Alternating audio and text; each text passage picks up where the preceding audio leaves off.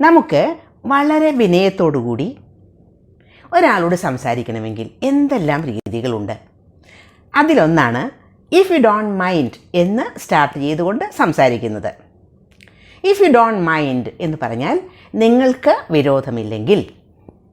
If he doesn't mind എന്നായാൽ അവന് വിരോധമില്ലെങ്കിൽ എന്നായി. അപ്പോൾ നമുക്ക് എക്സാമ്പിൾ സെൻറ്റൻസസ് നോക്കാം. If you don't mind please come tomorrow. നിങ്ങൾക്ക് വിരോധമില്ലെങ്കിൽ നാളെ വരൂ. If you don't mind please buy it. നിങ്ങൾക്ക് വിരോധമില്ലെങ്കിൽ അത് വാങ്ങൂ. If you don't mind please come with me. നിങ്ങൾക്ക് വിരോധമില്ലെങ്കിൽ എൻ്റെ കൂടെ വരൂ. If you don't mind please take it. നിങ്ങൾക്ക് വിരോധമില്ലെങ്കിൽ അത് എടുക്കൂ. If they don't mind go with him.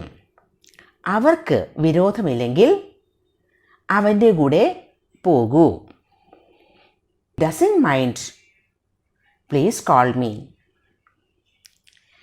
അവന് വിരോധമില്ലെങ്കിൽ എന്നെ വിളിക്കൂ.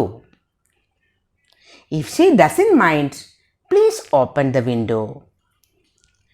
അവൾക്ക് വിരോധമില്ലെങ്കിൽ ആ വിൻഡോ തുറക്കൂ.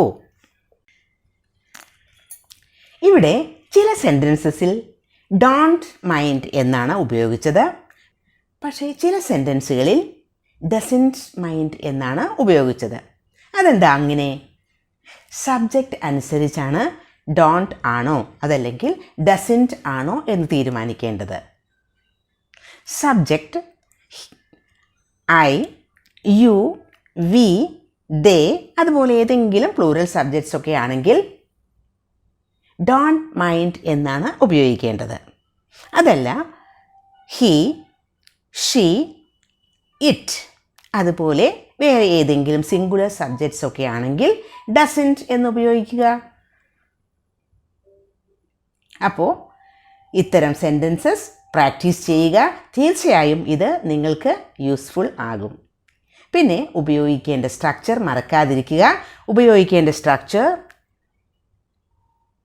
If plus subject plus don't mind or doesn't mind plus please plus V1 form of the verb